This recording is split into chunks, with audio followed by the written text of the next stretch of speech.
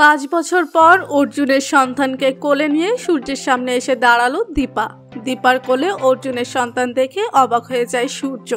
হ্যাঁ বন্ধুরা, আমরা এমনটাই দেখতে পাবো অনুরাগের ছোঁয়ার আগামী পর্বগুলোতে। বিস্তারিত জানতে হলে ভিডিওটি না টেনে একটা লাইক দিয়ে শেষ পর্যন্ত দেখতে থাকুন। মিশকার চক্রান্তে পড়ে দীপাকে ডিভোর্স দিতে বাধ্য হয়েছিল সূর্য। সূর্যের সাথে ডিভোর্সের পর অর্জুনকে বিয়ে করে বিদেশ চলে যায় দীপা আর অর্জুন। 5 বছর পর ফিরে এসে দেখা হয় সূর্যের সাথে। সূর্য দীপার কোলে বাচ্চা দেখে দীপাকে প্রশ্ন করে, দীপা তোমার কোলে এটা কার সন্তান? অন্যদিক থেকে অর্জুন এসে বলে, এটা আমার আর দীপার সন্তান। সূর্য দীপাকে বলে, দীপা তুমি বিয়ে করে ফেলেছ? হ্যাঁ, আমরা বিয়ে করেছি আর এইটা আমাদের সন্তান। সূর্য তখন অবাক হয়ে যায়। সূর্য দীপাকে বলে, দীপা তুমি এত তাড়াতাড়ি সবকিছু ভুলে গেলে? দীপা বলে, ডাক্তারবাবু আপনার কথা ভেবে আমি আর কষ্ট পেতে চাই না। আপনিও তো আমাদের ভুলে গেছেন। মিশকা আর তার সন্তানকে নিয়ে সুখে আছেন।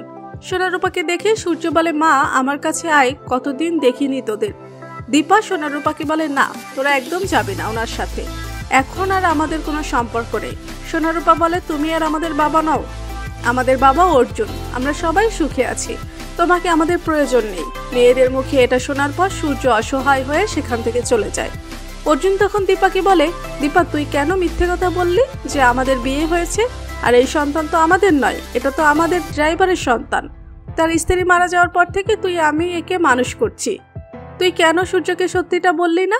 দীপা বলে, আমি চাই না ডাক্তারবাবুকে সত্যটা জানাতে, কারণ ডাক্তারবাবু মিশকার সাথে খুব ভালোই আছে, তাই তো এত বছর সে তো আমাদের কোনো খোঁজ খবরই নেই।